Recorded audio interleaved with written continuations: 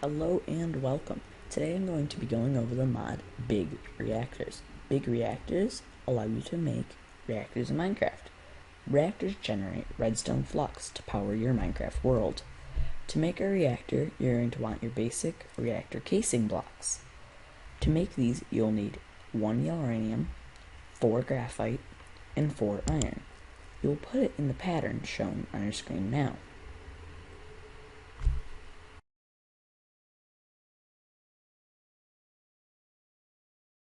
Now, depending on the size, depends on how much reactor casing and reactor rods you want. To make a reactor rod, you're going to want 6 iron, 2 graphite, and 1 uranium. You'll put it into the crafting table as the pattern shown.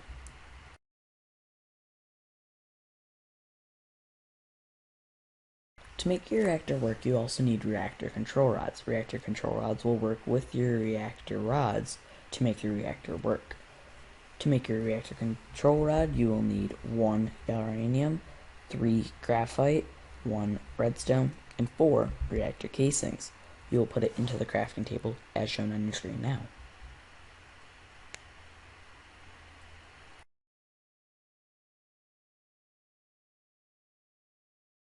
This item is completely optional. This depends if you'd like to have your reactor have a glass of wall, 2 glasses of wall, or no glass at all in your reactor.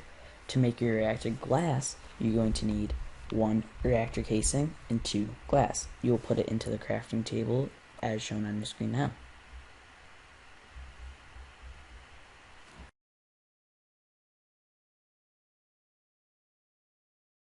This is the reactor controller. It is needed to, control the reactor.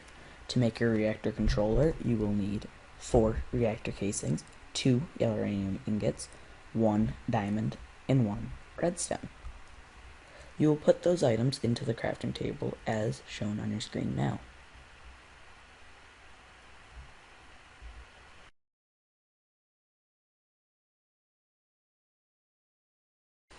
This item here is also required. This will be the item where you insert your fuel and eject your waste. To make one of these, you will need 4 reactor casings, 1 piston, and 1 default Minecraft chest. You will insert these into the crafting table as shown on your screen now.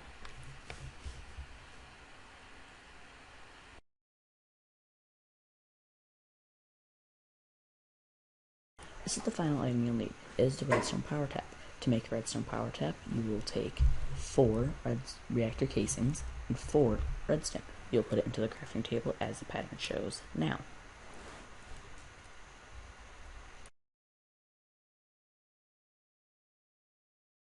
Now we'll start making the reactor. I have my draconic energy core here just to show you that the power will go up once the reactor is activated. To make your reactor, it does not matter what size you make it. It could be a 10 by 10 or a 10 by 4, a 10 by 5, whatever you want. I'm going to make mine 10 by 7. I'll start by making 10 over and 10 over again, I guess. So 1, 2, 3, 4, 5, 6, 7, 8, 9, and 10. And then you go 1, 2, 3, 4, 5, 6, 7, 8, 9, 10. So this will be my base platform. I'm then going to make a perimeter around it by simply tracing it, I guess.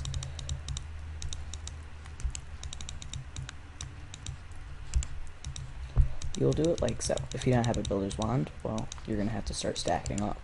I'm going to make mine 7 high, as I said. So 1, 2, 3, 4, 5, 6, 7. I'll then make the roof by simply going like this, and then taking my wand, go like this.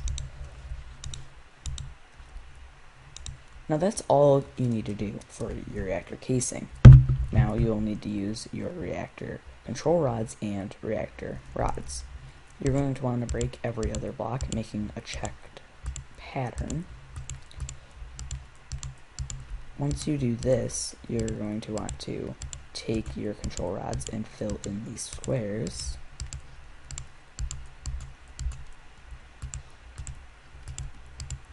Okay.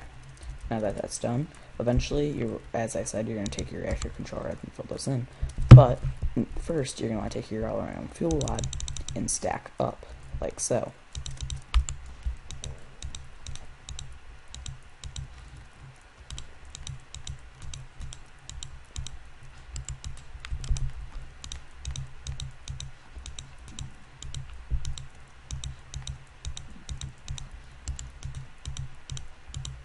Now that that is done, you'll stack it all the way up, but do not fill in this block here that I'm flying in. Now you're going to want to take your reactor control rods and fill in these gaps, as mentioned before.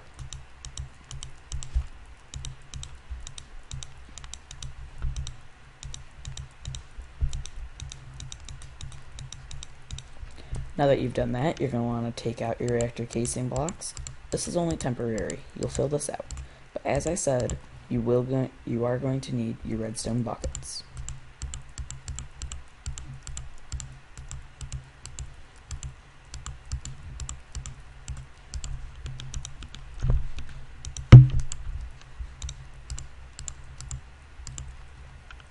Please note that I did say redstone buckets, but this can be almost any fluid.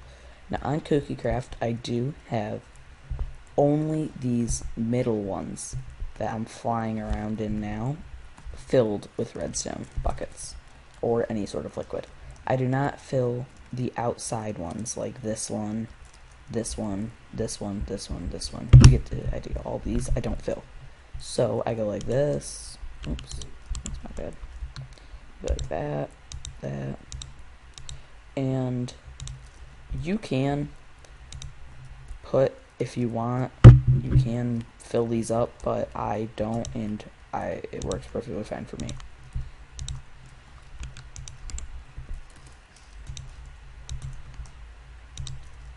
So this is probably the hardest part, other than getting yellow uranium.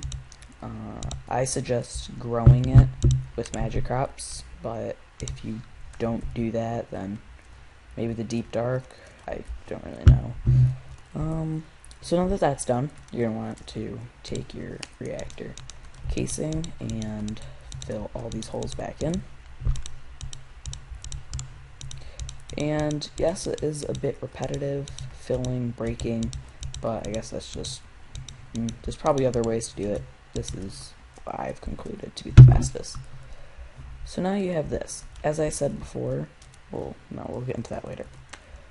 Now you're going to want to take your reactor controller, place it here. All the textures will change. If they don't change, then you have to change something, because you mess something up inside the reactor. You also take your reactor power tap, which will be where you take power out of the reactor, and you'll take your access port, which is where you'll feed the reactor the fuel. So, with your reactor glass, this is 100% optional. If I break a block, the pattern disappears. Now, if I place the reactor glass, the pattern will reappear, and you'll see you have your beautiful framework again. You can do whatever sort of bizarre thing you want with it. You can make an entire wall of glass, but that's what I'll do for now. So now we're pretty much done with everything. We are going to need some uranium. Now, based on your reactor bases on how much uranium you'll need, because these fuel rods, as you see in there, are empty right now. But once you put some reactor uranium in it, we're going to need even more than what I have. There. You'll see this doesn't feed in because right now it's full. So if I go into the controller, the core status is 100% full. You'll also see that these pipes or rods are now filled with uranium. So based on how many rods you have in there depends on how much uranium you're going to need. Now we'll get some redstone. No, my bad. Not redstone. But now we'll get some energy circuits, and we'll just use these. So, oh, wow. Alright.